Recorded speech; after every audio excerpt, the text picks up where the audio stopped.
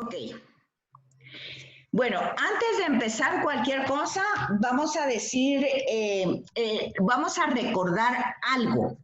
El hecho de las bienaventuranzas de Jesús. Anteriormente había una diapositiva que decía que para comprender las cartas de Pablo hay que entender cómo él vive su discipulado. Y entonces hay una referencia muy importante como clave para comprender las cartas de Pablo, y es las bienaventuranzas. Muchas veces las personas, a pesar de que dicen que las bienaventuranzas son, que les dijera yo, que las bienaventuranzas son antítesis del Antiguo Testamento, o que se diga que las bienaventuranzas son el programa maestro de Jesús de Nazaret. Pero la verdad es que las personas no comprenden mucho en qué consisten las bienaventuranzas. Entonces, básicamente, las bienaventuranzas no están separadas del Antiguo Testamento, ni es algo que contradiga el decálogo, sino que parte sobre todo que hay que pensar que Jesús dice, yo no vine a abolir la ley, sino a darle cumplimiento. Entonces, partiendo de eso que dice Jesús, no pueden ser las bienaventuranzas unas antítesis, no puede ser. Entonces, ¿en qué se basan realmente las bienaventuranzas? Pues en el Salmo 1, que dice, dichoso el hombre que confía en el Señor. Estas palabras que ustedes están viendo ahí son promesa, ¿verdad? Porque ahí hay una promesa, dichoso el hombre que confía en el Señor. Pero esa promesa también es un discernimiento de espíritu y también es una orientación para la vida del discípulo. Hay que darse cuenta cuando Jesús habla a quién le está hablando, porque si le está hablando a la muchedumbre, pues la muchedumbre oirá y no va a entender. Pero si le está hablando al discípulo, le está dando claves para seguirlo. Y entonces el discípulo, ya ven ustedes en las dos parábolas, los discípulos no le entienden y se acercan y explícanos esa parábola porque la tenemos que vivir y no la entendemos. Entonces, básicamente, la bienaventuranza es una promesa, es un discernimiento de espíritu, pero también es una palabra que orienta al discípulo.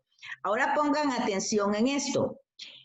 Cuando Jesús habla de las bienaventuranzas, describe situaciones concretas que vive él y que van a vivir sus discípulos, o sea, situaciones de amenaza inminente en la que Jesús está. De hecho, no es correcto pensar que Jesús sabe que lo van a matar porque es Dios. Él es un hombre que sabe que su mensaje, lo que está dando, pues resulta que desde el principio, si ustedes ven el Evangelio de Lucas, desde que era bebé no lo aceptaron en Belén, o sea, fue rechazado. Si ustedes miran en Mateo, desde que es bebé, lo quieren matar con Herodes, cuando matan a todos los niños. Si ustedes miran en Marcos, desde que él empieza su bautismo, ya lo quieren matar. Entonces Jesús se da cuenta que su mensaje es un mensaje que provoca reacciones de amenaza inminente para él. Y entonces cuando le está diciendo a sus discípulos que lo sigan, pues obviamente no les está diciendo que lo sigan a algo que realmente va a ir solo de éxito en éxito, porque él va a decir muy bien, si persiguieron al maestro, pues a los discípulos les va a pasar lo mismo porque no es mayor el discípulo que el maestro.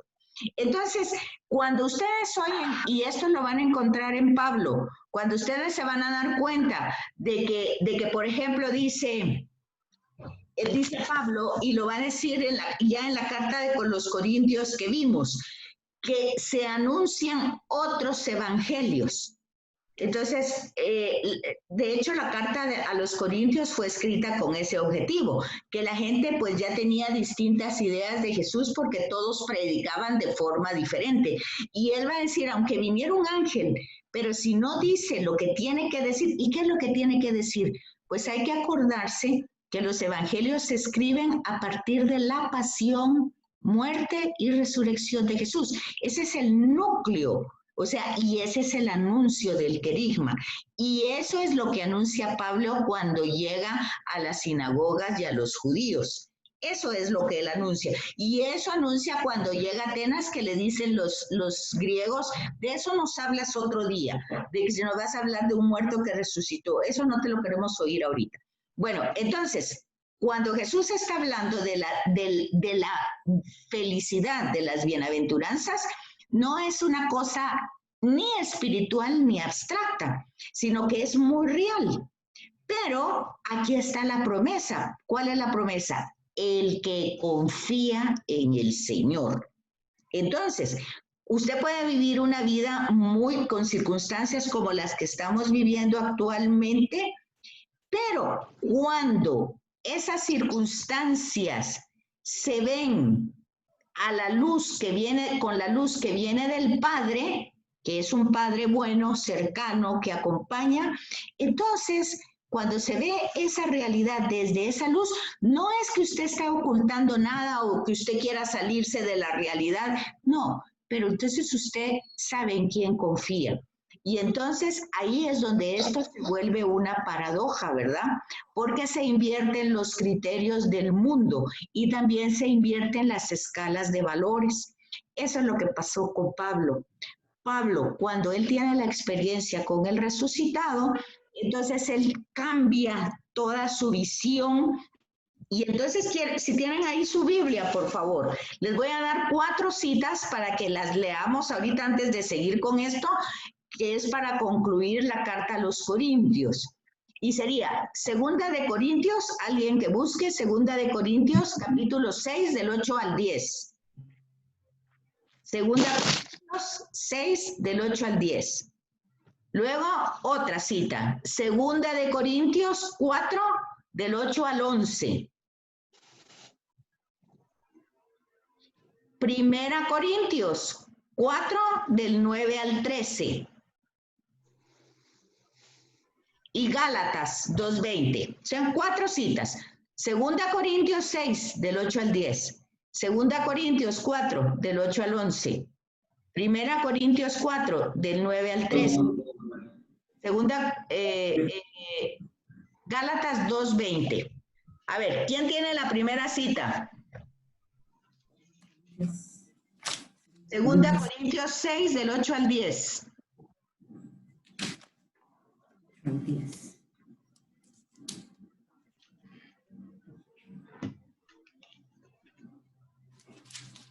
O la otra, 2 Corintios 4, del 8 al 11. Buenas noches, Lisa. Buenas noches. Buenas noches, ¿cómo están? Bien, gracias. ¿Hay que leer la cita de 2 Corintios 6, del 8 al 10? Sí, por favor. Bueno, ahorita se la leo. 1 Corintios también 4, del 9 al 13. Bueno, voy con 2 Corintios 6, del 8 al 10. Muy bien. Por honra y por deshonra, por mala y por buena fama, veraces pero tenidos por engañadores, conocidos pero tenidos por desconocidos, como moribundos pero aún con vida, golpeados pero no muertos, aparentemente tristes pero siempre alegres, pobres en apariencia pero enriqueciendo a muchos como si no tuviéramos nada, pero poseyéndolo todo. Ok. ¿Qué dice entonces ahí? ¿Cómo es que vive el discípulo entonces en esa cita? Vive contento por honra y deshonra, pero por mala y buena fama. O sea, lo tratan mal, a veces lo tratan mal, a veces lo tratan bien. ¿Qué más? Dice que golpeados, pero no muertos. O sea, lo golpean, pero no lo destruyen. O sea, sigue vivo. ¿Qué más? Está triste, pero siempre alegre. Tiene tristezas, pero hay un gozo interior porque sabe a quién le está sirviendo. siempre, vamos a ver, pobres en apariencia, pero enriqueciendo a muchos. Pues lo que pasa es que no se está dedicando a acumular ni riqueza ni bienes. Entonces, obviamente no los tiene en abundancia, pero lo poco que tiene enriquece a muchos. Entonces, porque está para compartirlo. Entonces, dése cuenta que está hablando para el discípulo, cómo vive el discípulo. Entonces, fíjese que en ningún momento aquí Pablo está pidiendo que las circunstancias cambien. O sea, como a veces, muchas veces, nosotros tenemos el problema de que queremos decirle a Dios cómo hacer las cosas. Que quite esto, que ponga aquello, que quite aquí, que quite... Y ahorita, por ejemplo, todas las oraciones son que se acabe la pandemia, que se quite la pandemia. Bueno, sin embargo, habría otra manera. De hecho, ayer decía la segunda lectura, que también era Pablo, decía, no sabemos pedir. ¿Verdad que decía eso ayer? ¿No se acuerdan? Sí, no sabemos pedir. ¿Por qué? Si esto está sucediendo, ¿por qué o para qué? Pues a saber. Pero lo que sí es cierto es que algo tenemos que aprender de esto, algo. Y si todavía no podemos aprenderlo, pues que el Espíritu nos vaya revelando cómo podemos crecer, avanzar en esta situación que es dolorosa para muchísima gente y posiblemente para nosotros también. Pero entonces ahí va ¿por qué les estoy diciendo esto? Porque claramente a partir del encuentro con Cristo, Pablo es un apóstol, o sea, un discípulo, un seguidor. Entonces vean las características del seguidor. A ver, la otra cita.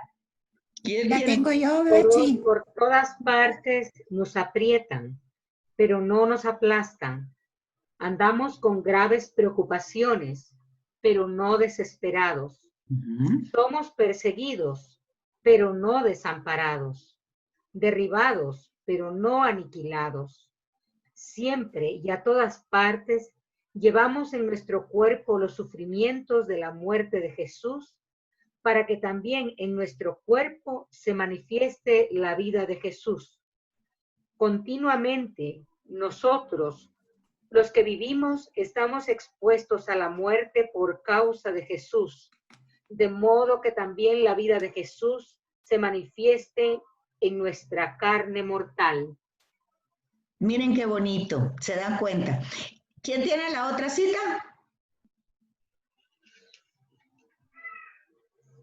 Primera de Corintios. 4 del 9 al 13. Yo tengo Gálatas 2:20, si gusta la... Gálatas 2:20, ok. Con Cristo estoy juntamente crucificado, y ya no vivo yo, mas vive Cristo en mí. Y lo que ahora vivo en la carne, lo vivo en la fe del Hijo de Dios, el cual me amó y se entregó a sí mismo por mí. Mire qué bonito. Felices los que confían. Ahí ven ustedes, promesa, discernimiento de espíritu y palabra orientadora. Porque ahí es donde ustedes pueden discernir, ¿son discípulos o no son discípulos? ¿Esta forma de vivir los orienta a ser discípulos o ni lo han tomado en cuenta? A ver, el otro Corintios primero. Pero pienso que a nosotros los apóstoles, Dios nos ha puesto en el último lugar, como condenados a muerte, y hemos llegado a ser un espectáculo para el mundo, para los ángeles y los hombres. Nosotros por Cristo somos locos, ustedes por Cristo prudentes, nosotros débiles, ustedes fuertes, ustedes estimados, nosotros despreciados. Hasta el momento presente pasamos hambre y sed, vamos medio desnudos, nos tratan a golpes, no tenemos domicilio fijo, nos fatigamos trabajando con nuestras manos. Somos insultados y bendecimos, somos perseguidos y resistimos, somos calumniados y consolamos a los demás. Somos la basura del mundo, el desecho de todos hasta ahora. palabra de Dios. Muy bien, entonces fíjense, ustedes acaban de ver en esta carta a los Corintios el retrato de Pablo, porque él está viviendo todo eso. Entonces, eso es el discípulo. Entonces usted puede, ahí ya tiene usted un criterio. Cuando usted ve distintas teologías, como Pablo dice, el que anuncia otro evangelio, así sea un ángel. Entonces ya ustedes ven el evangelio de la prosperidad, donde se quiere anular la pasión y la muerte de Jesús y solo la prosperidad, y pedir para una casa, y pedir hasta la marca del carro, y pedir que yo a donde quiero viajar, y pedir, todo eso. Ustedes ya se dan cuenta que está lejos del evangelio y ya se dieron cuenta quién es el discípulo. Se dan cuenta. Pablo aquí en ningún momento está imponiendo el evangelio a nadie. Él es el discípulo y él es feliz. Por eso llevamos estas cadenas porque él siempre va a estar preso y vemos al final de Hechos de los Apóstoles que está encadenado. Entonces, todo eso lo vemos con claridad en la persona de Pablo. Iba a decir en otra parte, bueno, y entonces después de esto, ¿quién nos puede separar del amor de Cristo? ¿Qué nos puede separar? El dolor, eso creo que va a estar ya aquí en la carta a los romanos. Ya va a estar aquí en la carta a los romanos. Pero vean ustedes entonces que es que él no está transmitiendo las cartas con ideas espirituales o con ideas abstractas, sino es algo que él vive desde su propia experiencia.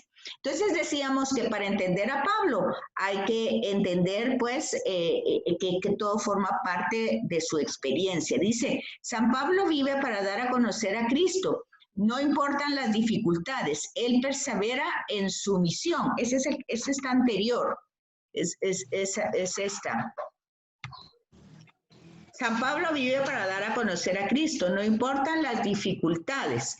Él persevera en su misión. Por ello la historia lo considera el heraldo de Cristo, porque lleva ahí todo. O sea, él vio la de Gálatas, llevo las llagas de Cristo. Ya no soy yo el que vive, sino es Cristo el que vive en mí. Vean cómo es que él va entendiendo su discipulado, ¿verdad? Y gracias a esa tenacidad podemos llamarnos hoy cristianos, porque él es el que se encarga en llevar este mensaje a los paganos, ¿verdad? Que somos nosotros prácticamente.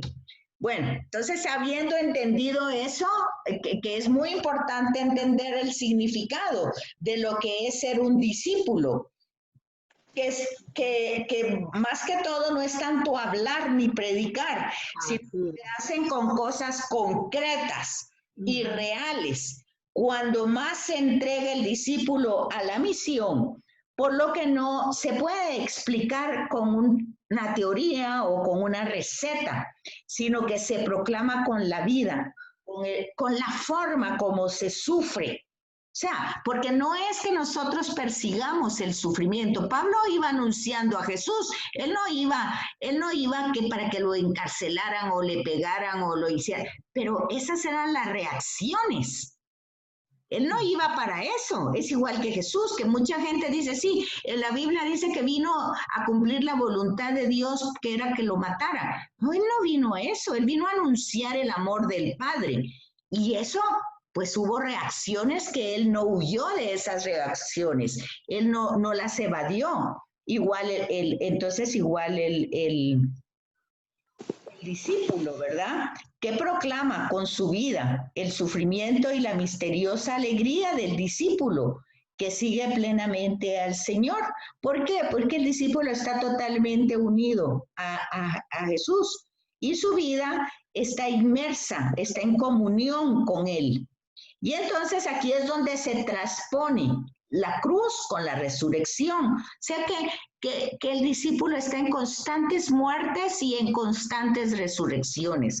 No es que se va a morir el día que se muere, sino que se muere todos los días, por muchas cosas, por muchas circunstancias, ¿verdad? Y entonces, y la piedad que puede manifestar el discípulo, ¿cómo es esa piedad? O sea, su relación de oración. Pues es un profundo dirigirse a la bondad de Dios. Y la actitud de este discípulo es una bondad de humildad humana, que espera en la vigilancia el amor de Dios que salva. O sea, estás seguro que Dios va a salvar, pero no importa cómo.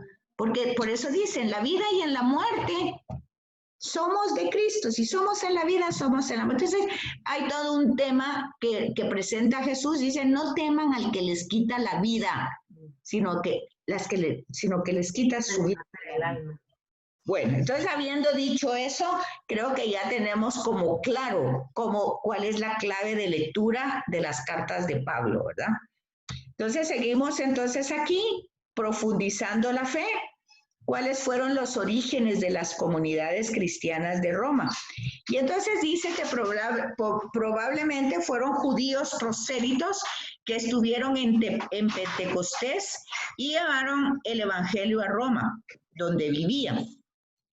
Esto se sabe posteriormente en los siglos 3 y 4 por Eusebio, que era un historiador. Y entonces se sabe que Pedro evangelizó Roma en tiempos del emperador Claudio, o sea, en el año 42. Y tuvo que salir de Roma a causa de un edicto imperial que expulsaba a los judíos de Roma. Entonces, Pedro sí estuvo en Roma. Y eso lo podemos atestiguar por un historiador del siglo 3 y 4 antes de Cristo. Y Pablo, pues ya saben ustedes que cuando iba a ser acusado, él pide ser juzgado en Roma. Entonces sí, la historia sí permite esa coincidencia de los dos, ¿verdad? Aquí tenemos, Pedro lo había visitado en este año y luego Pablo. Cuando escribe las cartas, ¿verdad? Pablo siente que ha llegado el momento, el kairos, el momento más grande de su vida.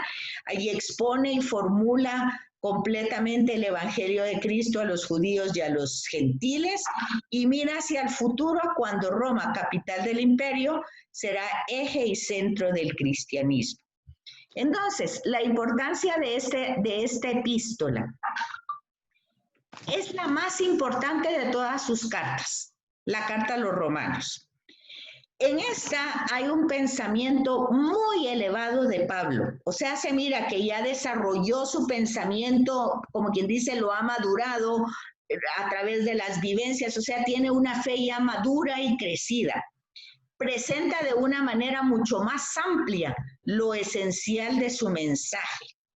De gran importancia durante dos tiempos. Siglo V, durante las herejías de Pelagio.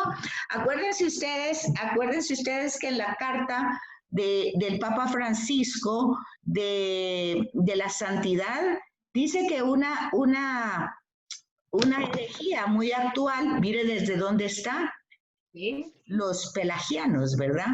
Entonces, que nos podemos salvar por mérito. Eso está muy metido en la Iglesia Católica, que la gente piensa que porque reza rosarios, va a misa y tantas historias que son piedad muy buena, pero eso no es lo que salva. No es lo que salva. De eso lo tenemos claro en el capítulo 25, porque ¿cómo que no nos conoces? Si siempre estuvimos contigo, bueno, eso está ahí, ¿verdad? Entonces también está claro en el periodo ya medieval, el medioevo, con el problema con los protestantes, ¿verdad? La distinta forma que está Pablo, pues presentando su mensaje de una manera clara. ¿En qué lugar y en qué fecha escribió él esa carta? Pues seguramente en Éfeso. De Éfeso, al salir de Éfeso, pasa a Macedonia, finalmente llega a Corinto, pasa el invierno ahí, acuérdense que en Corinto es donde estuvo más tiempo, y escribe su epístola a los romanos posiblemente en la primavera del año 58. Si ustedes llevan una cronología de las cartas, van a dar cuenta que esas cartas, y ya vieron que hay más cartas que no las tenemos, pero que hubo, porque él hace referencia a esas, fueron más o menos escritas en un término de 10 años, si ustedes se fijan. El motivo de la carta, pues San Pablo escribe a los romanos con el fin de preparar, ahí se acuerdan que vuelven a entrar a la misma, ¿verdad? Sí. Pablo escribe a los romanos con el fin de preparar su llegada a esa comunidad. ¿Se acuerdan aquí también que iglesia no es el templo, verdad? Iglesias son las comunidades. Y esta es una comunidad que él no ha fundado, o sea, él no fundó la comunidad de Roma, pero cuya fe es celebrada en todo el mundo y la saludan todas las iglesias de Corinto. Entonces, ¿cómo estaba compuesta la comunidad cristiana de Roma? Pues como todos, ¿verdad? Judeocristianos que practicaban la circuncisión y observaban la ley de Moisés, y los paganos de ese lugar. Si eran de Grecia, eran pues habitantes de Grecia, y si eran de Roma, pues eran habitantes de Roma, pero acuérdense, religiosos sí, pero politeístas, o sea, adoraban a todo tipo de dioses, ¿verdad? Observaban alimentos, observaban pues la dieta sagrada según como ellos lo tenían. Y entonces, ¿qué pasó? Cuando el emperador Claudio murió, los judeocristianos regresaron a Roma. Se encontraron con una iglesia nacida de la gentilidad, o sea, de los paganos, a la que trataron de imponer los preceptos del judaísmo. Eso va a pasar en todos los lugares porque ya se fijaron ustedes que Pablo llegaba primero a las sinagogas a predicarle a los judíos.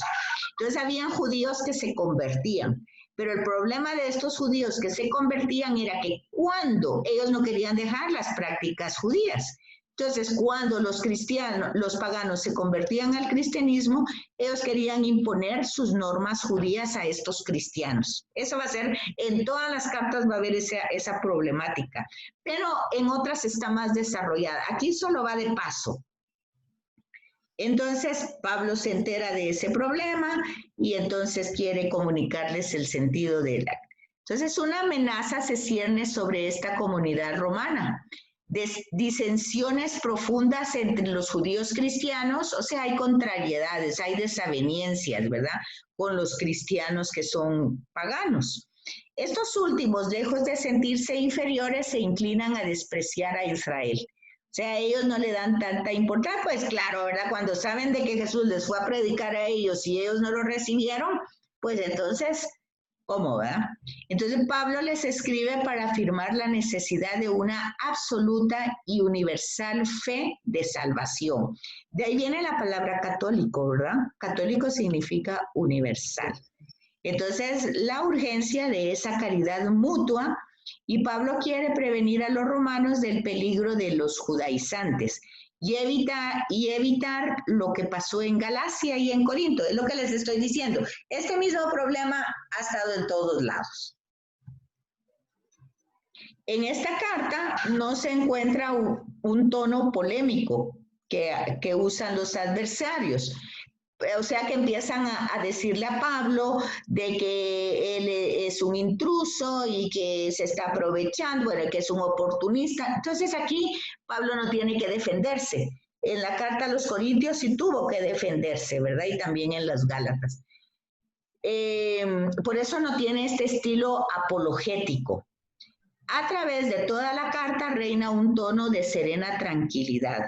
La carta no está escrita por necesidades concretas de la Iglesia de Roma. Claro está, si él no fundó esa comunidad, a él no le fueron a decir absolutamente quejas de lo que estaba pasando en una comunidad que él había formado, ¿verdad? Porque esta no la formó él.